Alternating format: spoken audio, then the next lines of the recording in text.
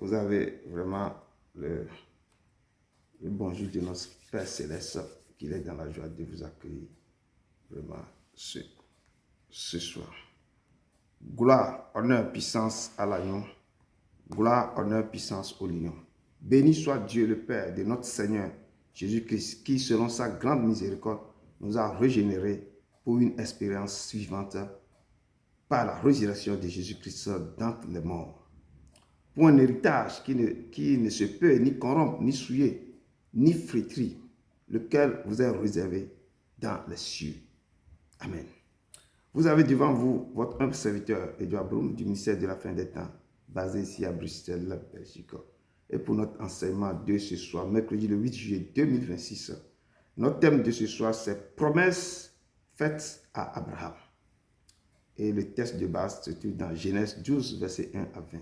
Dieu a fait une promesse à Abraham et nous allons essayer de voir qu'est-ce que Dieu avait dit à Abraham. Sans plus tarder, nous allons commencer par un chant que j'intitule « Je chanterai gloire à l'Éternel ». Il est l'Éternel. Nous allons chanter pour sa gloire. Je chanterai gloire à l'Éternel. Je chanterai louange en son nom. Je chanterai Dieu est mon essentiel. Je chanterai en l'honneur de son nom. Je viens t'offrir, Seigneur, ce que j'ai de meilleur. Je viens t'offrir ma vie. Oui, à toi, Jésus-Christ. Même si je suis fragile, même c'est si difficile, je chanterai gloire à l'Éternel. Je chanterai louange en son nom. Je chanterai Dieu mon essentiel. Je chanterai en l'honneur de son nom. Je viens te dire, Seigneur, que tu es mon bonheur. Non, rien ne peut détruire notre belle amitié. Même si je suis fragile, même c'est si difficile, je chanterai gloire à l'Éternel. Je chanterai louange en son nom. Je chanterai Dieu mon essentiel. Je chanterai à l'honneur de son nom. Je chanterai gloire à l'Éternel. Je chanterai louange en son nom. Je chanterai Dieu mon essentiel. Je chanterai à l'honneur de son nom. Je viens t'offrir, Seigneur, ce que j'ai de meilleur. Je viens t'offrir ma vie. Oui, à toi, Jésus-Christ. Même si je suis fragile, même c'est si difficile, je chanterai gloire à l'Éternel. Je chanterai louange en son nom. Je chanterai Dieu mon essentiel. Je chanterai en l'honneur de son nom. Oui, je chanterai, nous devons chanter gloire à son nom. Parce qu'il est le Dieu vivant. Il est le Dieu saint. Il est le Dieu vivant. Merci.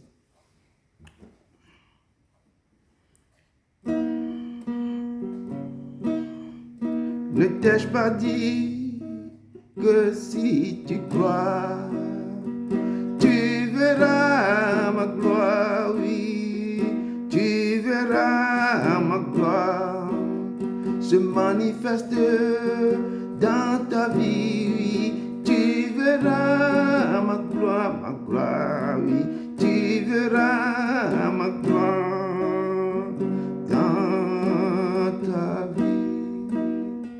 Tu verras ma gloire, tu verras ma gloire se manifeste dans ta vie. Tu verras ma gloire, oui, tu verras ma gloire dans ta vie.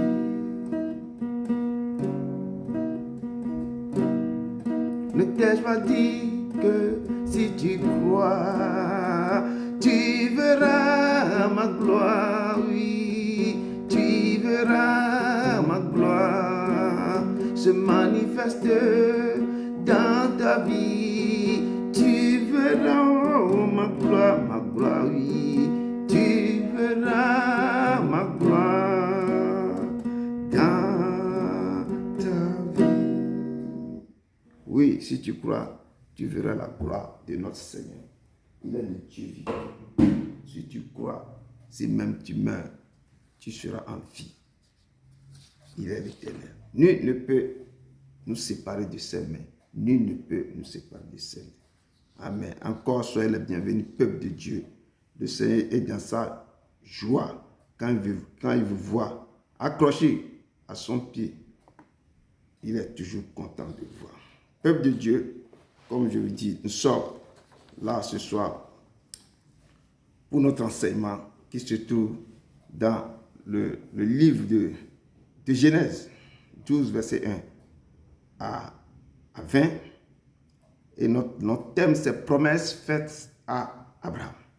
Sans plus tarder, je rentre directement dans mon introduction que j'ai puisée dans Actes 7, verset 2 à 7, qui nous dit ceci. Le Dieu de gloire apparut à notre père Abraham lorsqu'il était en Mésopotamie, avant qu'il s'établisse à Charon.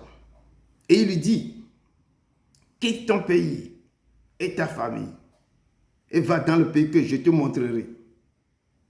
Il sortit alors du pays des Chaldéens et s'établit à Charon. De là, après la mort de son père, Dieu lui fit passer dans ce pays que vous habitez maintenant.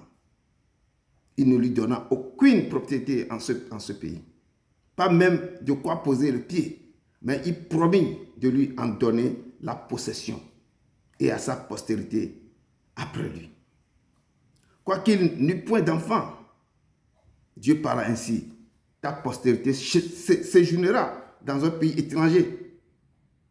On la réduira en servitude et on la maltraitera pendant 400 ans. Mais la nation à laquelle ils auront été asservis, c'est moi qui la jugera, dit l'Éternel. Après cela, ils sortiront, ils me serviront dans ce lieu-ci. Parole du Seigneur. Nous allons vraiment attaquer notre texte de base. Et dans Genèse 12, qui nous dit ceci. L'Éternel dit à Abraham, va-t'en de ton pays, de ta patrie et de la maison de ton père, dans le pays que je te montrerai. Je ferai de toi une grande nation. Je te bénirai. Je rendrai ton nom grand et tu seras une source de bénédiction. Je bénirai ceux qui te béniront et je maudirai ceux qui te maudiront. Et toutes les familles de la terre seront bénies en toi.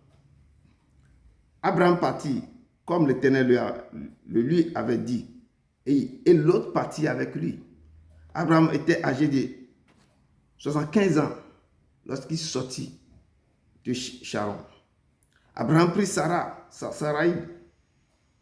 sa femme et l'autre, fille de son frère, avec tous les biens qu'ils possédaient et les serviteurs qu'ils avaient acquis à Charon. Il partit pour aller dans le pays de Canaan. et ils arrivaient au pays de Canaan. Abraham parcourut le pays et jusqu'au lieu nommé Sichem, jusqu'au chêne de Morée. Les Cananéens étaient alors dans le pays. L'Éternel apparut à Abraham et dit, je donnerai ce pays à ta postérité. Et Abraham bâtit là un autel à l'Éternel qui lui était apparu. Il se transporta de là vers la montagne à l'orient de Bethel et il dressa ses tentes. Ayant Bethel et à l'occident et Aï à l'orient, il bâtit encore là un autel à l'Éternel et il invoqua le nom de l'Éternel. Abraham continua ses marches en s'avançant vers le midi. Il y eut une famine dans le pays et Abraham descendit en Égypte pour y séjourner, car la famine était grande dans le pays. Comme il était prêt d'entrer en Égypte, il dit à Sarai, sa femme, voici, je sais que tu es une femme belle de figure. Quand les Égyptiens te verront, ils diront, c'est sa femme, et ils me tueront et te laisseront la vie. Dis, je te prie que tu es ma soeur, afin que je sois bien traité à cause de toi, et que mon âme vive grâce à toi. Lorsque Abraham fut arrivé en Égypte, les Égyptiens virent que la femme était fort belle. Les grands de Pharaon la virent aussi et la vantèrent à Pharaon, et la femme fut emmenée dans la maison de Pharaon. Il traitera bien Abraham, et à cause d'elle, et Abraham reçut des brebis, des bœufs, des ânes, des serviteurs, des servants, des ânesses et des chameaux. Mais l'Éternel frappa de grand près Pharaon et sa maison au sujet de Sarai, femme d'Abraham. Alors Pharaon appela Abraham et dit, qu'est-ce que tu m'as fait? Pourquoi ne m'as-tu pas déclaré que c'est ta femme? Pourquoi as-tu dit, c'est ma soeur? Aussi l'ai-je prise pour ma femme. Maintenant, voici ta femme, prends-la et va-t'en.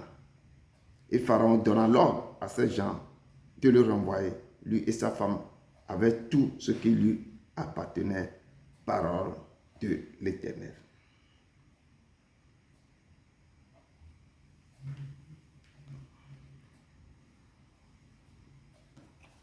Père, prépare-moi à être un sanctuaire, pur et saint, juste et droit, avec gratitude au Père.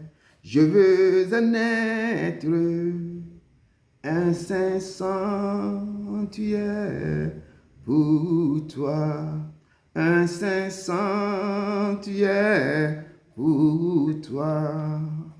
Père, prépare-moi à être un sanctuaire, pur et saint, juste et droit, avec gratitude au Père. Je veux en être un saint sanctuaire pour toi. Oui, Père, nous voulons être un saint sanctuaire pour toi, Père éternel et puissant. Nul n'est semblable à toi. Nous sommes encore là au pied de ta croix, Papa. Oh, Papa, nous sommes là. Descends et agis, Père éternel et puissant, Papa. Efface-moi complètement et parle au cœur de tes enfants. Touche-les parce qu'eux, ils ont aussi des thèses qu'ils ont résumées pour te dire, Papa. Remplis le cœur de toi. Remplis le cœur de ta puissance. Merci, Seigneur, au nom de ton Fils Jésus Nazareth. Amen, amen, amen. Amen, peuple de Dieu. Amen. Je suis suspendu à vos lèvres. Shalom, shalom. Je vous salue tous dans la paix du Seigneur Jésus-Christ de Nazareth. Shalom. Merci. Pour notre étude biblique du mercredi 8 juillet 2026, qui est tirée du livre de Genèse 12, versets 1 à 20, et qui a pour thème promesse faite à Abraham. Abraham est le premier nom du patriarche biblique. La Bible le surnomme le père de la foi. Dieu lui a dit de quitter sa terre natale pour aller vers la terre promise Canaan. Et il lui a donné un autre nom. Il a changé son nom Abraham à Abraham, ce qui signifie père d'une multitude. Dieu donna à Abraham et à Sarai, sa femme qui était stérile, un fils du nom d'Isaac dans leur vieillesse. Et Ismaël, il avait aussi un fils qu'il a eu avec la servante de Sarai, qui s'appelait Agar. Je ramène le thème du jour à notre monde actuel. Ce que je retiens dans ce chapitre 12 du Genèse, que parfois Dieu nous parle pour nous dire de quitter un endroit, quitter une maison, quitter un lieu de travail, quitter quelque part pour aller dans un autre endroit. Et c'est Dieu qui sait toutes choses. Nous devons lui obéir.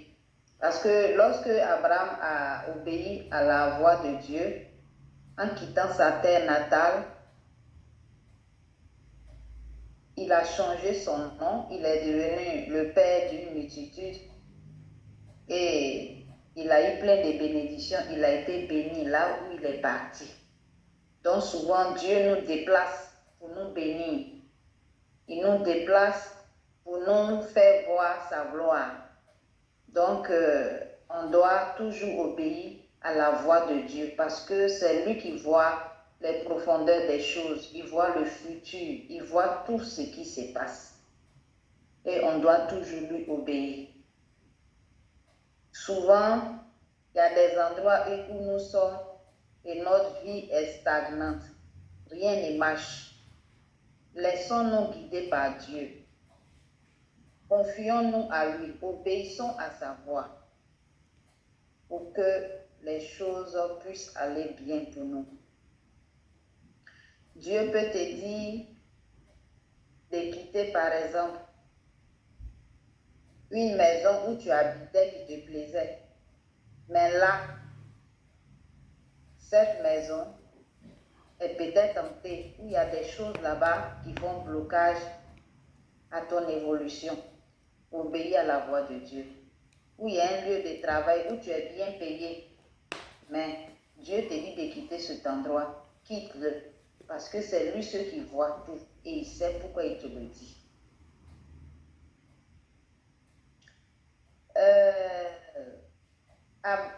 Abraham aussi a fait quelque chose, il n'a pas dit la vérité parce que là, j'ai vu qu'il avait peur de mourir et puis aussi à cause de la famine qui était là.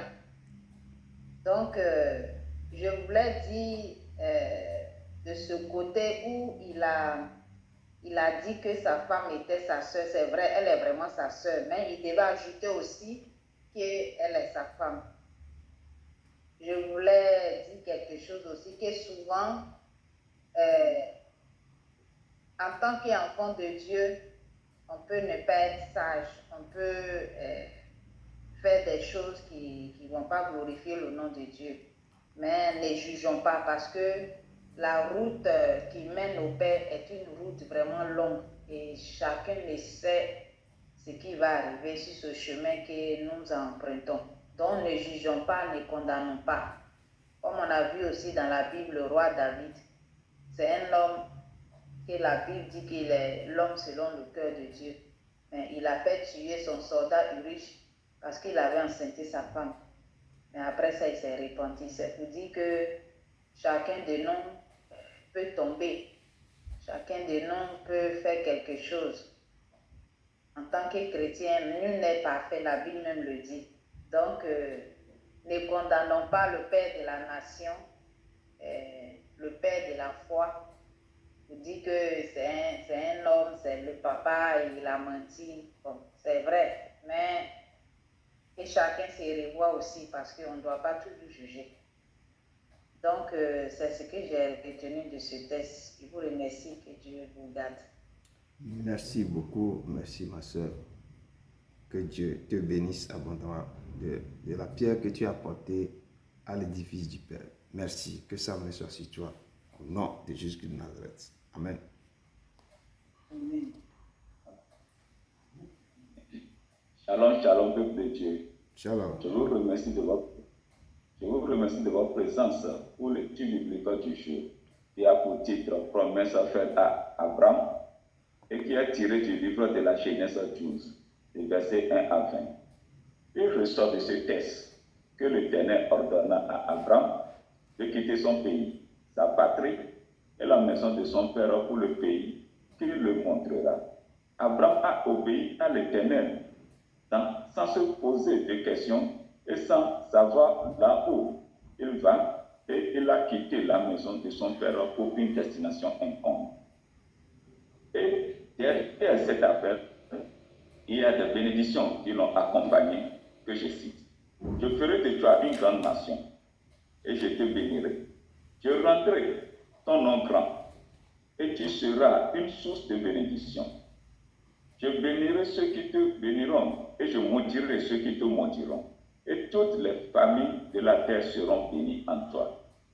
Donc Abraham a quitté la maison de son père, à Charan, avec sa femme Sarai. Et son neveu Lot est parti avec lui. Et Abraham a pris tous ses biens pour le pays de Canaan. Et arrivé dans la localité de Shichem, que l'Éternel lui est apparu pour lui dire qu'il donnera ce pays à sa postérité. Abraham a bâti un autel en ce lieu à l'Éternel, et un peu plus loin, il a dressé des tentes pour son installation. Abraham demeura dans le pays de Canaan jusqu'à ce qu'une famine était survenue qui l'a contraint à quitter Canaan pour l'Égypte. En Égypte, par peur d'être tué à cause de la beauté de Sarai, sa femme, Abraham a dit que Sarai n'est autre que sa sœur. Il a été bien traité et il a reçu beaucoup de présents de la part du Pharaon qui a pris Sarai. L'Éternel a dû frapper Pharaon et sa maison de grandes plaies à cause de Sarai. Pharaon lui a remis Sarai et les a chassés de l'Égypte, y compris tout ce que Abraham a acquis. Ramenons ce texte dans le contexte actuel.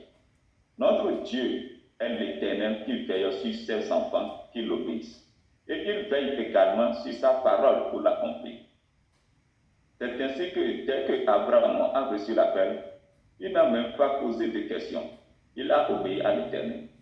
L'Éternel a un regard sur ses enfants qui l'obéissent. Il les protège et il déverse ses bénédictions sur eux afin qu'ils soient dans l'abondance. Que le peuple de Dieu l'obéisse, garde ses commandements et demeure dans sa parole afin de jouir de la vie que l'Éternel lui a donnée. Soyons obéissants à notre Dieu. Croyons-le et il combattra pour nous, tout comme il a frappé Pharaon et sa maison du moment où Pharaon a pris Sarai, la femme d'Abraham, par erreur. Mettons notre confiance en lui. Il ne nous laissera jamais seuls. Il nous protégera. Je vous remercie et que Dieu vous bénisse. Amen. Amen, amen, amen, amen. Merci beaucoup, merci beaucoup. Amen, amen, amen. Que Dieu bénisse abondamment. Amen, amen. Merci à vous deux. Merci, merci, merci. Donc, c'est ce que le texte nous dit, ce que le frère et la sœur n'ont pas apporté. Moi, je vais l'apporter pour compléter le dire. Et le texte qui se trouve dans Genèse 12, qui s'intitule le promesse faite à Abraham. Dieu fait la promesse à Abraham, il nous fait toujours, chacun de nous, des promesses qu'il tient toujours. Et Dieu dit à notre père Abraham que va-t'en de ton pays, de ta patrie, de la maison de ton père, dans le pays que je te montrerai.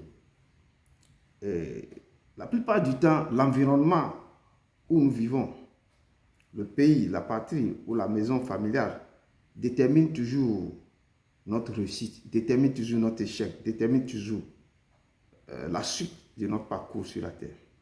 Mais si cet environnement, ou cette maison, ou ce pays est hanté, est gangréné, est pollué, est maudit, tu ne peux pas réussir. Je donne l'exemple de certaines cités ici en Europe. Quand tu vis dans cette cité, c'est difficile de sortir, de devenir quelqu'un plus tard.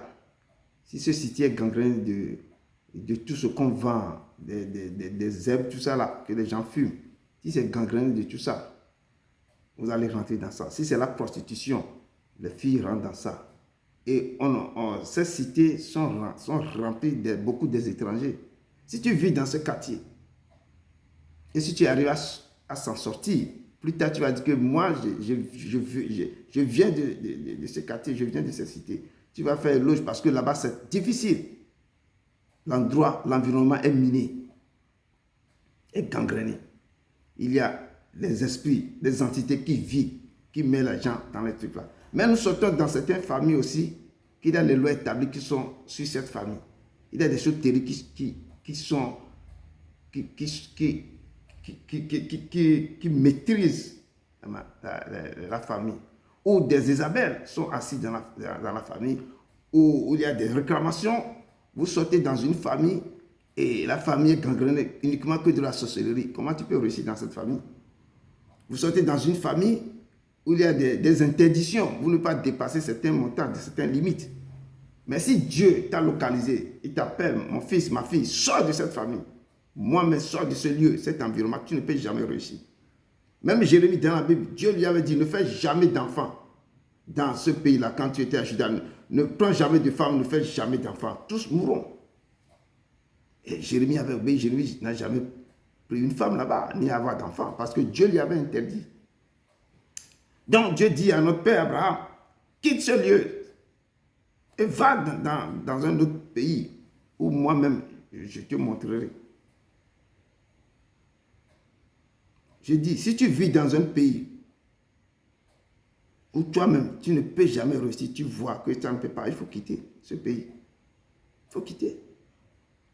Abraham avait obéi. Si dans ta maison familiale même, où ta réussite est hypothéquée, il faut quitter cette maison pour ailleurs.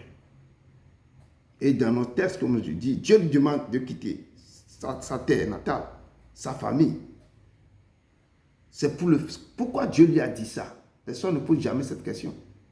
C'est pour le sortir d'un environnement païen et de lui forger une identité nouvelle. Dieu lui impose une rupture radicale avec l'idolâtrie de son père.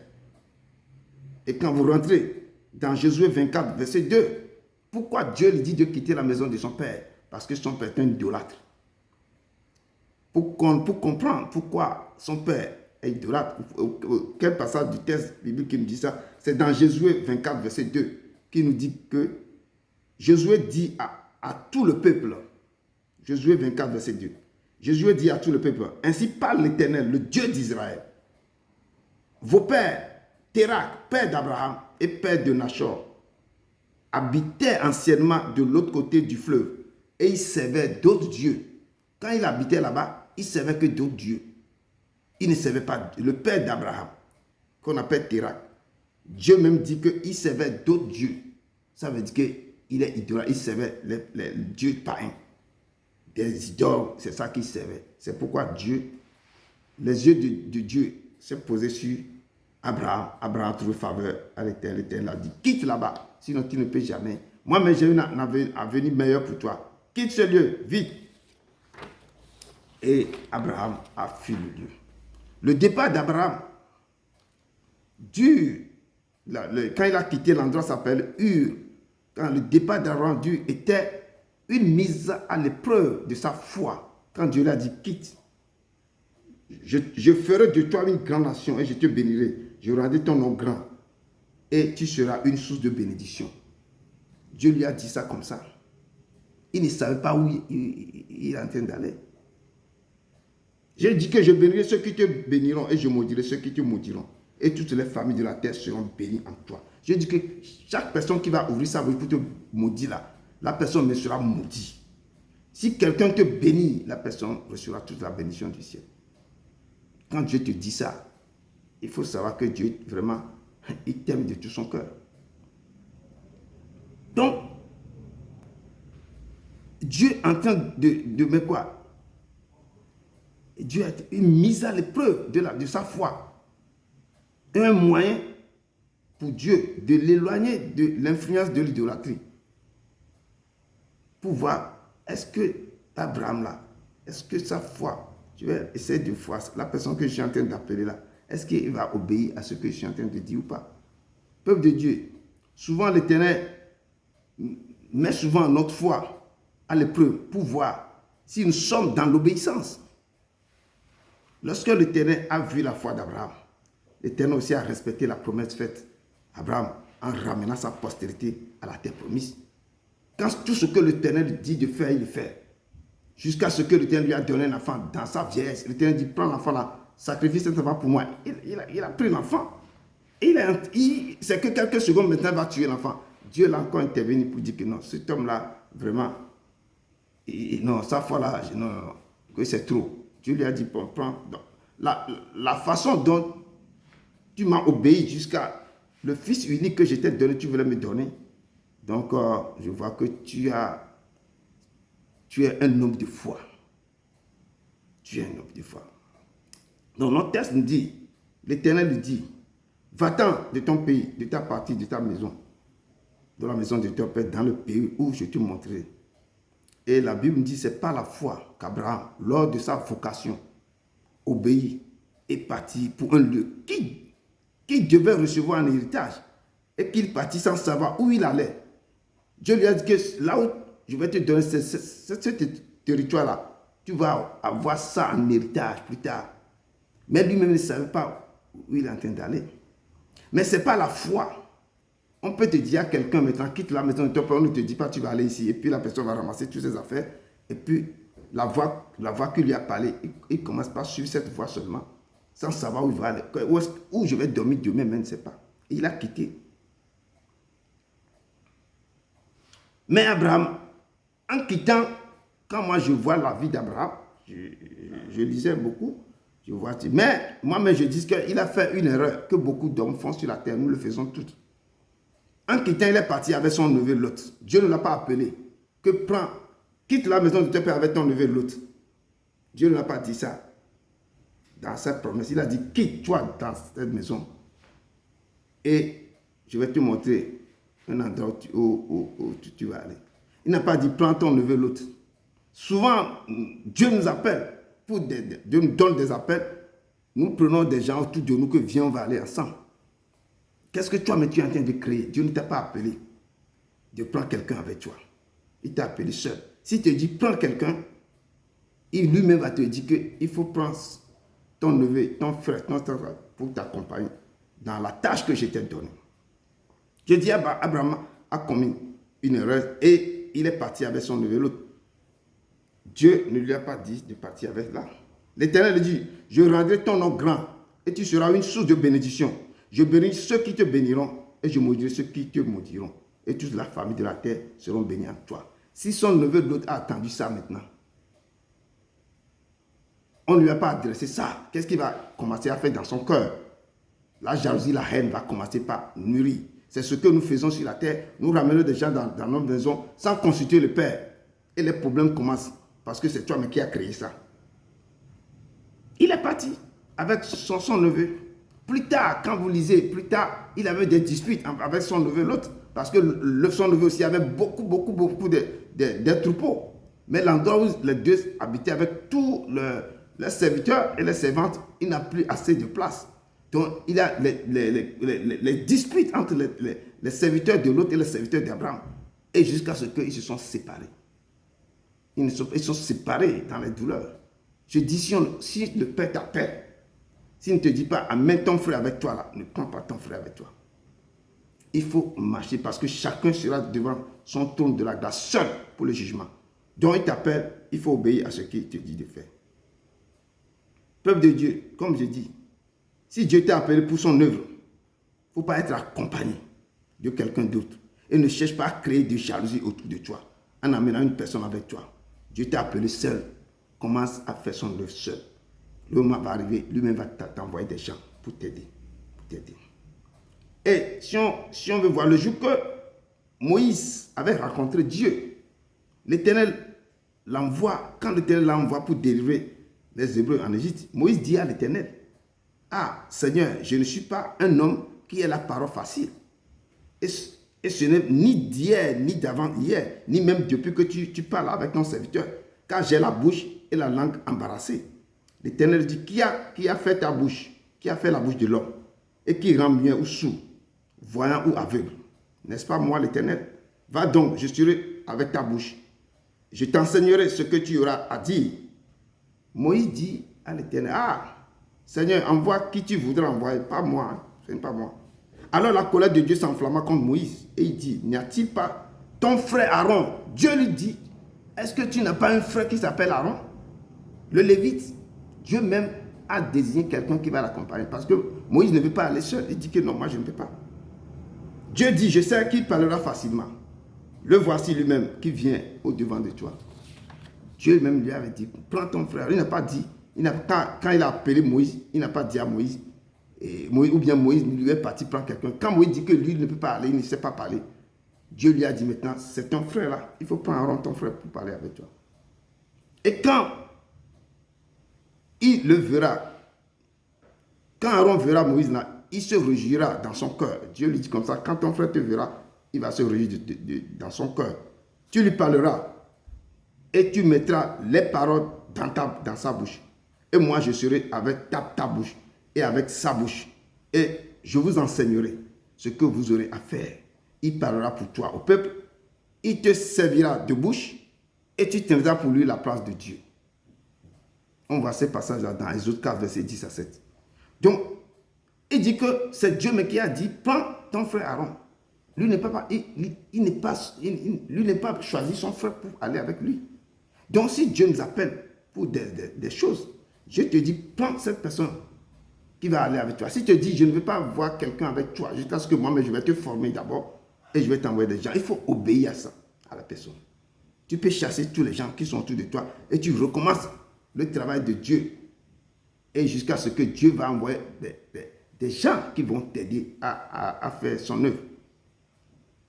Donc ici, on peut voir que Dieu lui-même a choisi Aaron pour aider Moïse, pour accomplir son œuvre. Bon, dans notre texte, comme je dis, Dieu n'a pas dit à Abraham d'amener Lot avec lui. Et beaucoup de chrétiens, ils mélangent leurs appels, l'appel de Dieu avec les problèmes familiaux. Les problèmes familiaux, ils mélangent tout. Ils ne savent pas. Oh, c'est mon cousin, c'est mon neveu, donc viens, on va faire ça ensemble. Et finalement, ils échouent à leur mission plus tard. Les gens que vous appelez de vous accompagner dans vos missions deviendront plus tard des ronces et des épines sur vos chemins. Si Dieu même n'a pas dit que c'est moi-même qui l'a amené, c'est moi-même qui l'a parlé. Donc, il faut que tu l'encadres bien, il faut que vous allez faire des choses. Ils vont devenir plus tard des ronces et des épines sur vos chemins. Donc, peuple, écoutez la parole de Dieu et obéissez. Obéissez. On dit ici que Genèse 11, verset 31, 32, on dit que Térak, le père d'Abraham, prit Abraham, son fils, et Lot, fils d'Aaron, fils de son fils. Il a pris d'abord Abraham, qui est son fils. Il a pris Lot, qui est aussi son petit-fils, parce que le père de Lot était le petit-fils d'Abraham.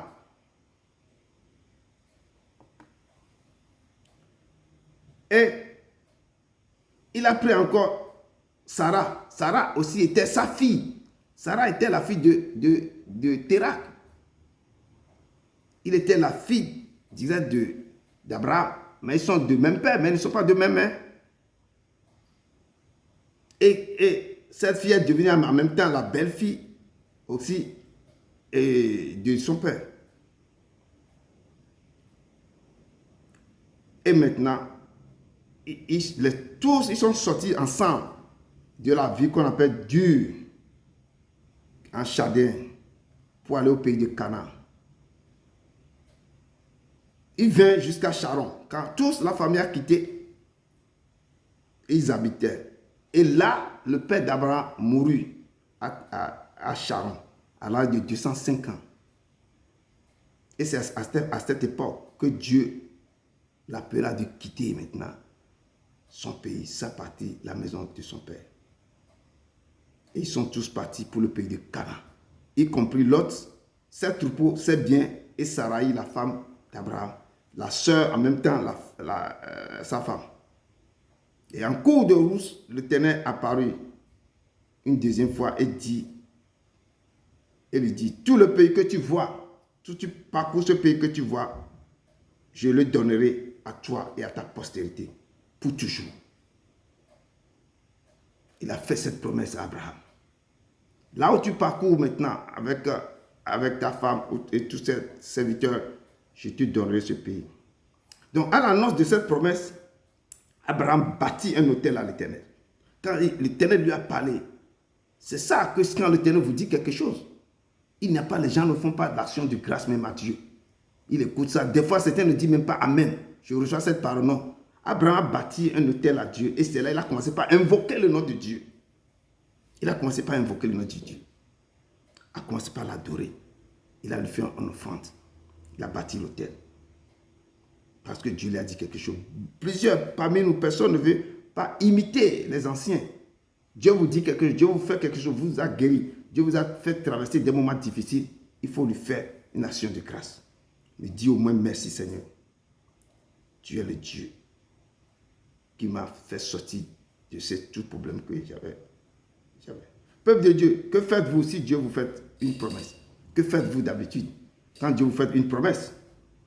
Est-ce que nous imitons les anciens et offrons à l'Éternel des actions de grâce pour le remercier de cette promesse? Ou nous disons, oh merci Seigneur, et puis c'est fini. Dieu aime quand tu élèves son nom, il te fait petites choses, tu les lèves, tu les lèves, tu les lèves. Je dis Salomon a offert des holocaustes terribles à l'Éternel.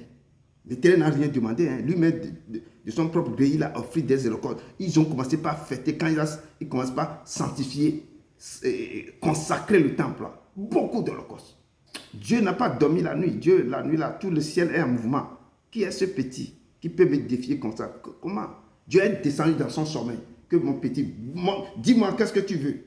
Parce que tu ne vas me donner des choses comme ça, tellement de l'holocauste, des gens font glorifier mon nom comme ça. Je n'ai jamais vu. Ton père n'a jamais fait ça. Mais ton père, je l'appelle l'homme selon mon cœur. Le petit Salomon lui dit, papa, regardez tout le peuple que tu m'as donné. Regardez tous ces gens. Comment je vais faire moi seul pour pouvoir conduire ton peuple? Donne-moi seulement la sagesse et l'intelligence. C'est tout ce que je demande. Mais le Dieu, mais le Père, le Seigneur était dit, mais tu ne me demandes même pas l'argent, ni ça, ou la mort de tes ennemis.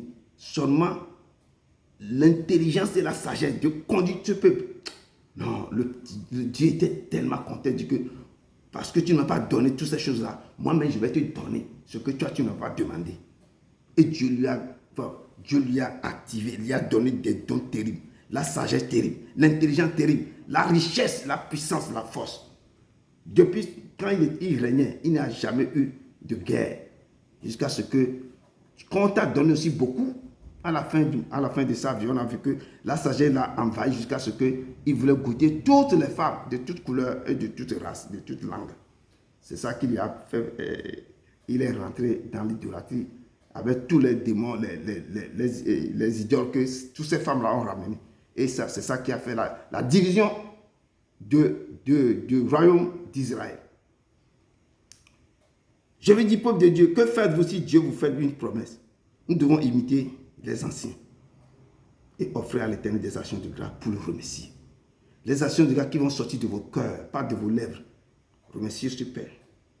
Si on vous dit ici, Abraham a commencé par invoquer le nom de l'Éternel. Il a bâti encore un autre hôtel encore pour l'Éternel. Et il a commencé par invoquer. De nos jours, comme je dis, le monde entier est confronté à des problèmes, à des catastrophes naturelles, à des problèmes catastrophiques partout, problèmes liés à l'inondation, au tremblement de terre, à la famine, à la sécheresse, à la chaleur intense. Regardez, beaucoup ont décédé à cause de cette chaleur. Je vois les vidéos de l'Afrique, beaucoup de pays ont été inondés. Et on ne peut pas, ce sont les choses, les tremblements de terre d'ici par là, l'inondation de là, tous les pays qu'on pensait qu'ils ne peuvent pas être touchés par ces fléaux. Tous ces pays sont touchés par l'inondation, les choses dévastatrices. Et j'en pense. C'est ainsi qu'au temps d'Abraham aussi, il y avait une famine dans le pays où il était, pays Canaan, quand Abraham habitait. Et Abraham est obligé de descendre maintenant, puis descendre en Égypte, puis séjourner, parce que la famine était trop. De nos jours, comme je dis, des gens quittent leur pays à cause de certains problèmes qu'ils rencontrent dans ce pays, ou des lois établies qui sont dans leur maison, ou ça ne va pas du tout dans le pays. Ils s'en vont pour chercher une autre vie meilleure ailleurs. D'autres tentent leur chance à l'Occident, d'autres en Afrique même, comme les gens quittent pour aller en Afrique du Sud, et les autochtones aussi sont fâchés, ils disent qu'ils n'ont qu'à retourner. D'autres au Moyen-Orient, d'autres aux États-Unis. Et il y a des gens qui cherchent où ils peuvent étancher leur soif à cause des problèmes que nous avons sur notre territoire. Mais ici, dans nos textes, ici, Abraham, lui, il a choisi d'aller en Égypte. Parce que là où il habitait avec l'Égypte, ce n'est pas très loin. Il quitte Canaan seulement, Israël, pour aller en Égypte. Il va traverser seulement, il est en Égypte. Comme il était prêt d'entrer sur le sol égyptien, Abraham s'est rappelé de quelque chose. Il a dit à sa femme, ma femme, quand tu es une femme belle de figure, je crains pour ma vie. Car, sans doute, je ne sais pas, sans doute, aucune crainte, ce pays-là, peut-être, ils n'ont pas de crainte de Dieu dans ce pays. Et que l'on me tuera à cause de toi. Donc, dis maintenant, quand on rentre là-bas, que tu es ma soeur. Comme ça, on peut me traiter correctement. On ne va pas me tuer. Donc, notre texte dans Genèse 20, verset 12, nous dit qu'effectivement, il est vrai que Sarah est la sœur d'Abraham.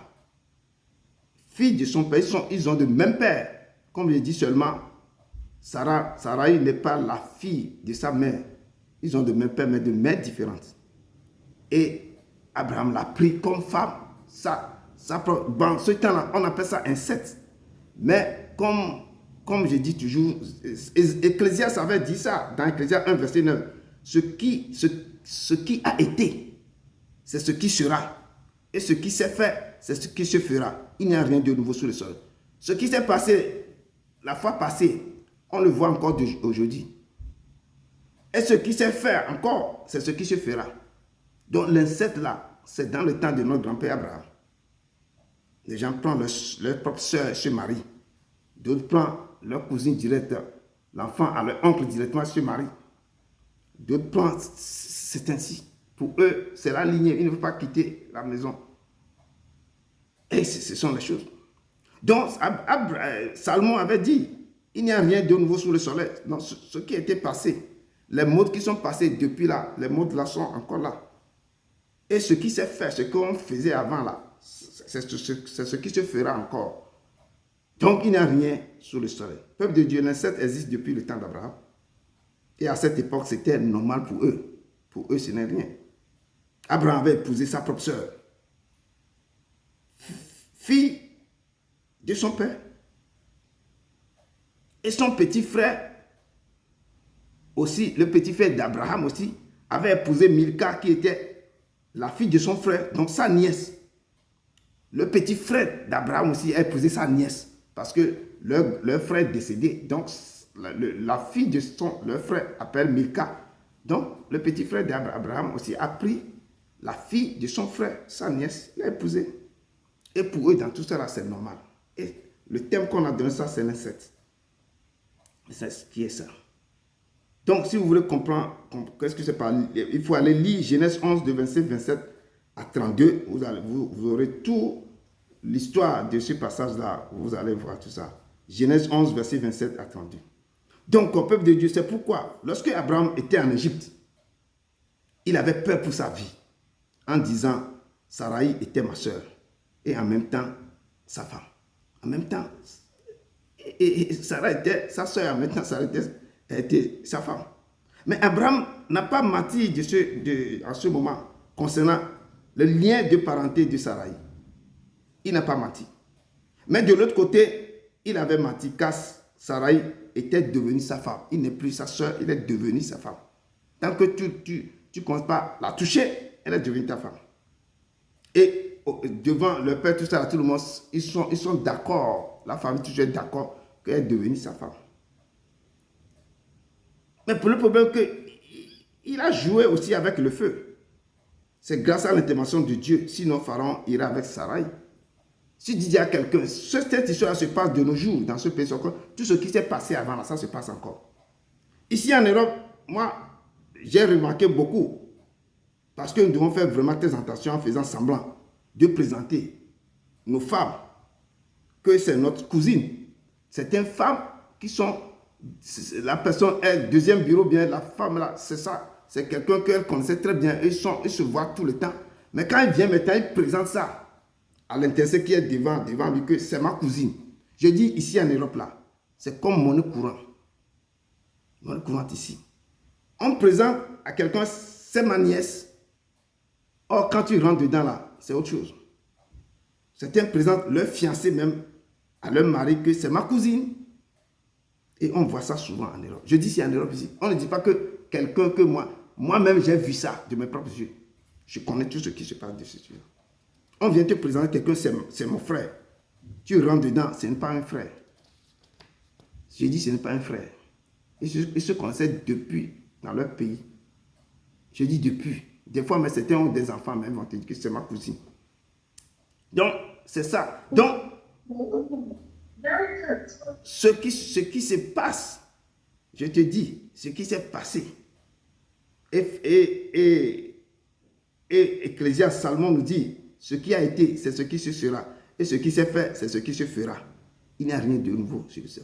Et ce problème, elle l'a plein ici. Et je disais la fois passée que c'est un pays au Ghana maintenant, quand une femme est tombée enceinte là, on amène le monsieur et la femme, on fait test ADN pour voir avant que la femme va naître là, pour voir que c'est le père. Est-ce que c'est vraiment le père de ce monsieur? Donc vous voyez là où la chose est en train d'aller. Là où la chose est en train d'aller, c'est très, très grave.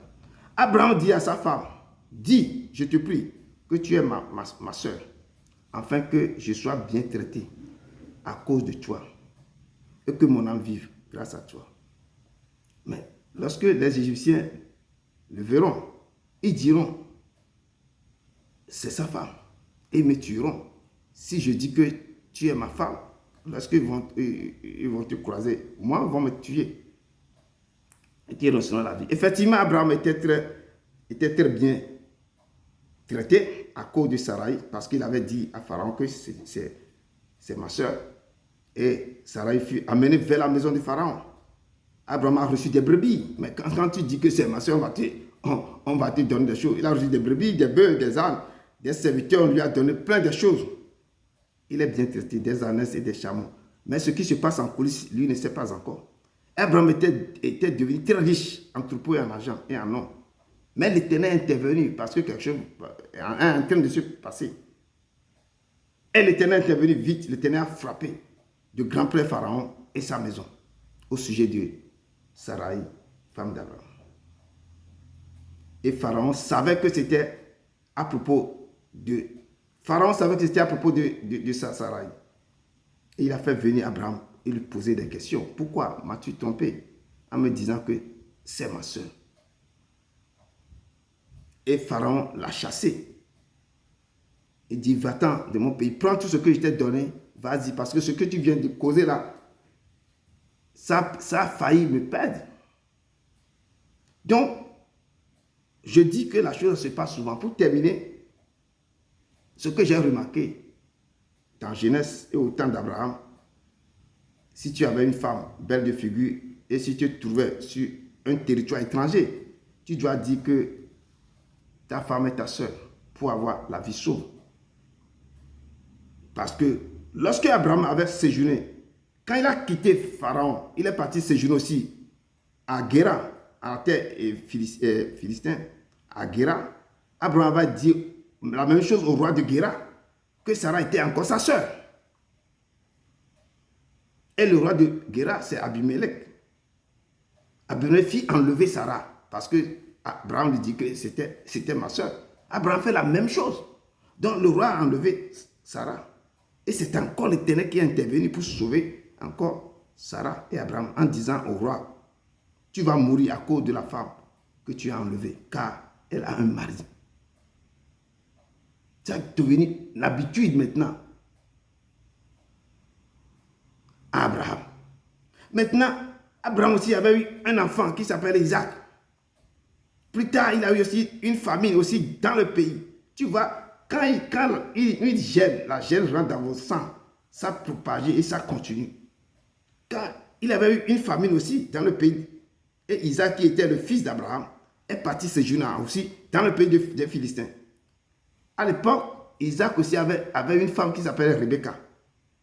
Isaac aussi disait, Rebecca était belle de figure à l'époque. Il dit que lorsque les gens de ce lieu vont me poser la question sur ma femme, il a dit à sa femme, il faut dire que tu es ma soeur, car je craignais pour ma vie. Et c'est ce qu'il avait dit. Donc, on les a laissés. On n'a pas touché sa femme. Mais le roi des Philistins observait. Regardez par la fenêtre, il a vu Isaac en train de se plaisanter avec Rebecca comme un homme et une femme. Comment on va se toucher, faire ceci. Et le roi dit, Le roi fit appeler maintenant Isaac et dit certainement, ça c'est ta femme. Pourquoi tu nous disais que c'est ta soeur? Alors le roi fit cette ordonnance pour tout le peuple. Celui qui touchera à cet homme et à sa femme sera mis à mort. Si c'est que le roi n'a pas regardé par la fenêtre, a vu leur comportement, parce que Rebecca et Isaac aussi avaient dit que Rebecca était sa soeur. Donc, peuple de Dieu, arrêtons de mentir. Il faut dire les choses telles qu'elles sont. Je dis des fois, le maçon reste dans la gêne. Si c'est ta soeur, dis que c'est ma soeur. Je dis ce problème, on le trouve ici en Europe, plus qu'en Afrique même. Les gens présentent. Ici en Europe, là, les cousins, là, si les gens sont venus du même village, il va te dire que c'est mon cousin. Si je connaissais dans le quartier même, au pays, il a dit que c'est mon cousin. Moi, j'ai dit effectivement à mes enfants, si quelqu'un vous présente devant vous, que ces cousins-là, je vais voir que est-ce qu'ils ont le même nom de famille avec votre mère. C'est là que vous devez savoir que c'est votre cousin ou bien cousine. S'il n'a pas de même nom là, ne m'amenez pas les gens devant moi pour dire que c'est votre cousine.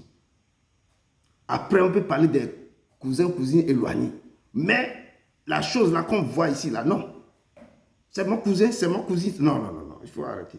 Donc, peuple de Dieu, arrêtons de mentir concernant votre femme ou votre mari.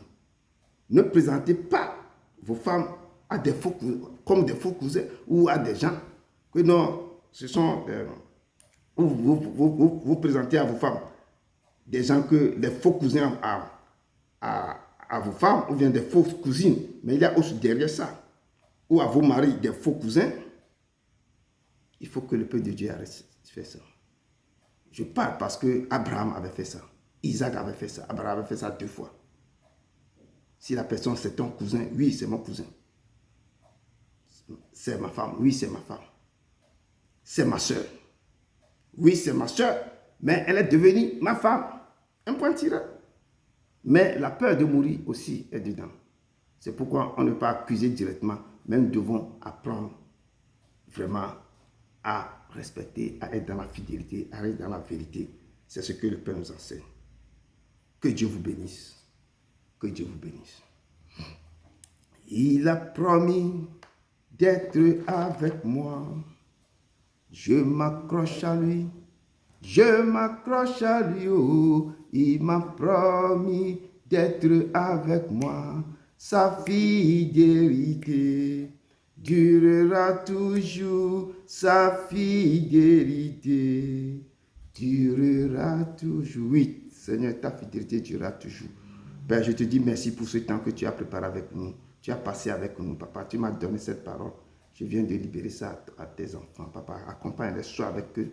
Grave-les dans leurs pensées. Ne les abandonne pas. Que ta main soit sur eux. Que ta bénédiction les accompagne. Papa, ne les abandonne pas. Touche le cœur, incline le cœur vers toi, Papa. Rappelle les choses pour qu'ils puissent maintenant te chercher dans toutes les choses. Papa, sois avec eux. Sois avec eux, Père, qui ont la faim, la soif de toi. Papa, c'est toi qui peux mouvoir. C'est toi qui peux les toucher le cœur. Merci, Seigneur. Merci, Seigneur. soit avec eux dans le nom puissant de ton Fils Jésus de Nazareth. Amen, amen, amen. Amen.